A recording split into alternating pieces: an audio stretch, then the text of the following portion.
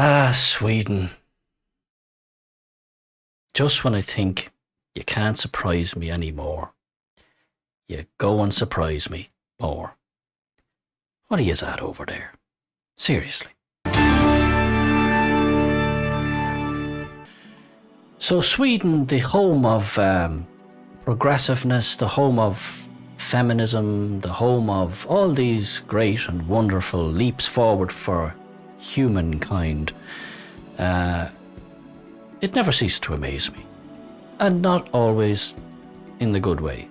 In fact, less and less in the good way as time seems to go on. Look what popped into my in-tray. Men gawking at naked ladies ruins Swedish Queer Day.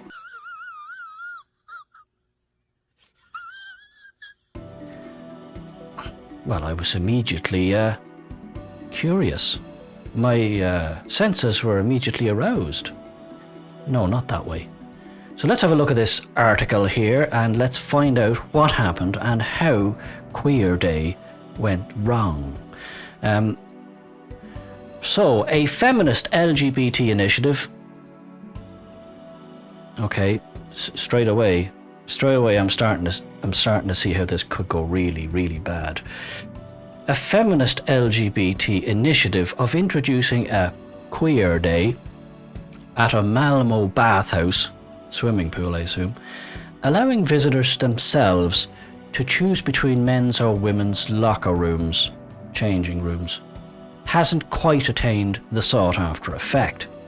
Instead, it has resulted in an influx of men staring at naked women's bodies, a backlash the initiators have attributed to patriarchy.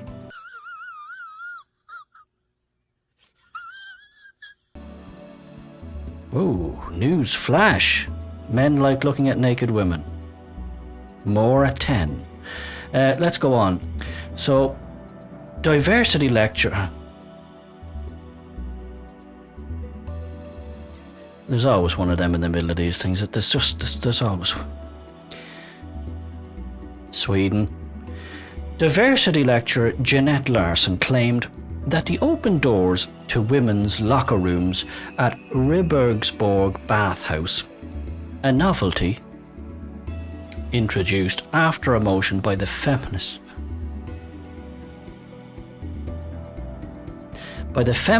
politicians Hannah Thome of the Left Party and Linda Hiltman of the Feminist Initiative, have resulted in an invasion of men who came for the sole purpose of ogling women who otherwise enjoy privacy. Now what we have here is what I can only describe as a perfect storm. It's like if you gather up all the lunatics and you put them in one place and you let them have control over things. Things like this might happen. Get in the car, Junior. We're surrounded by a mental case.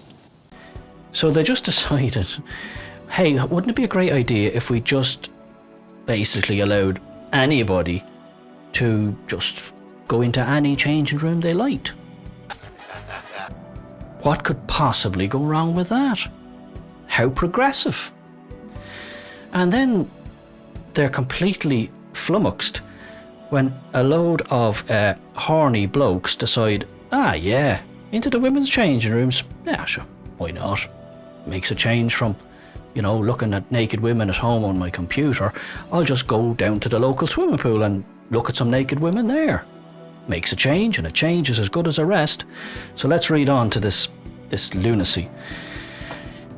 Quote, they were everywhere, in the showers, in the restrooms, in the locker rooms, and on the bathing bridges. The place was teeming with men, and not by transgender ones, judging by what I could see. The whole thing felt incredibly unpleasant. I did not know what it looked like on the men's side, though. Jeanette Larsson described her visit to the daily newspaper. I think from the men's side it looked pretty okay. I don't think they were complaining. They were happy enough with the arrangement. You see, Jeanette Larson. I don't know who this Jeanette Larson is, but she shouldn't be in charge of things. That's all I'm saying. Larson claimed that she and her fellow women felt objectified. Objectified. That damn patriarchy. Oh, you men and your mannishness. Spoken like a true man. Also said some of the female guests chose to leave the bathhouse because of the rubbernecking. God. This makes my head hurt. Another quote. There were some genuine transgender people, but the men began to ogle and mock them. Welcome to the club, buddy. So this just turned into a complete and utter farce. According to her, Larson, I assume, according to her, Queer Day clearly hadn't served its purpose and should be renamed Mixed Day. Maybe it should be just called Lunatics Day, because there's obviously lunatics running the asylum over here. Al queer! Al queer! Al queer! Wherever this place is. Again, quote, it should be noted that heterosexual men are also free to come and gawk. She ventured. Another idea she suggested, well, God, she's got more ideas, maybe creating a special queer section that is open all year round and not just 12 days a year. It's open 12 days a year. In any case, she argued, a risk assessment should have been done before the introduction of this measure. No, a lunacy assessment should have been done. We're surrounded by a mental case. Not a risk assessment. You don't need a risk assessment. Everybody knows the risks. Anybody with a normal functioning brain and at least 2 brain cells in it knows the risk and knows the likely happening. You know, the likely outcome of this. Obviously not this Larson woman. She obviously had no idea that this could happen. You see, you put these people... Sweden, I'm watching you. Another quote, everyone should understand that there will be an open market for those who are only interested in staring at women's bodies, Larson said. Is anybody following her train of thought? It must be just me. Another visitor argued that strikingly many women chose to wear towels or sarongs. Unlike ordinary days when they go around stark naked, I wonder why. Could it be anything to do with all those blokes in the changing room with them? Just hanging out there. How's it going, ladies? What's up? Yeah, I wonder... I think I'll keep my towel on today.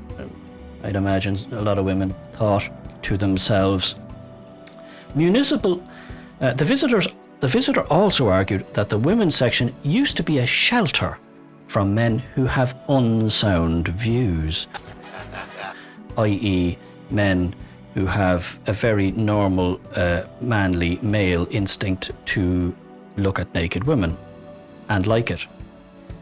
I think that's something that nature has baked into us. It's sort of like an instinct thing. That's how the human species has lasted this long.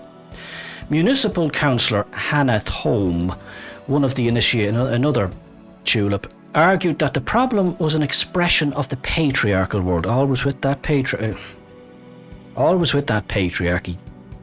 If only they could get rid of men. Surely that's what these people want. And I'm sure that probably makes a lot of sense to these people if they were truthful.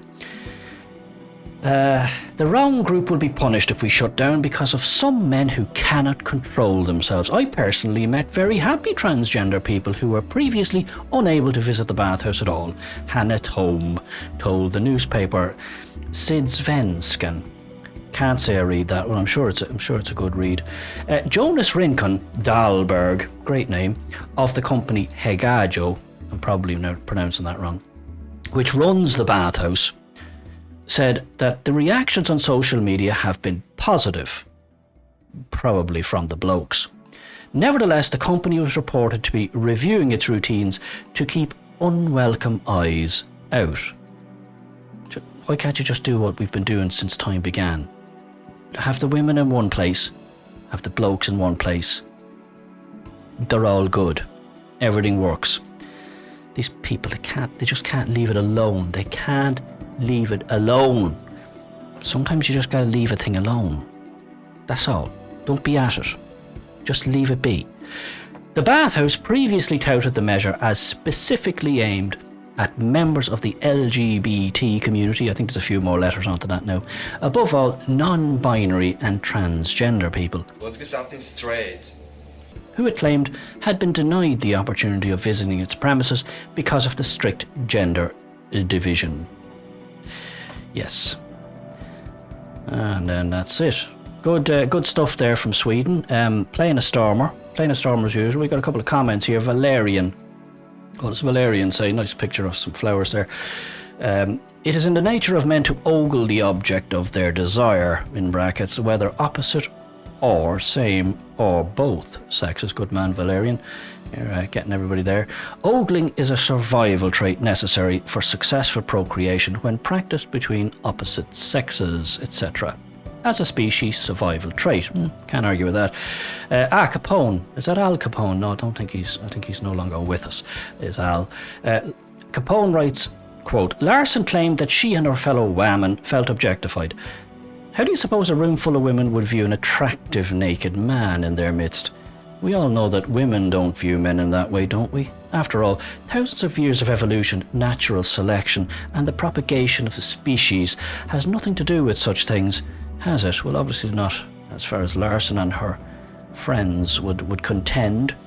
Also argued that the women's section used to be a shelter from men who have unsound views. In other words, men who find women attractive. Perish the thought.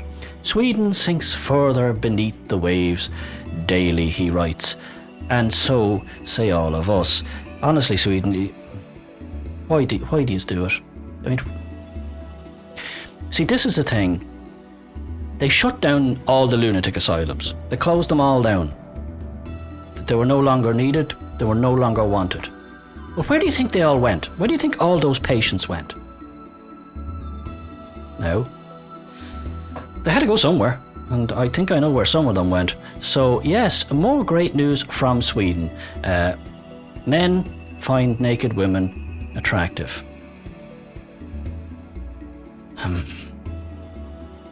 Sometimes I despair. I really do. Anyway, we'll keep an eye on this one. Could be more in this. Stay tuned.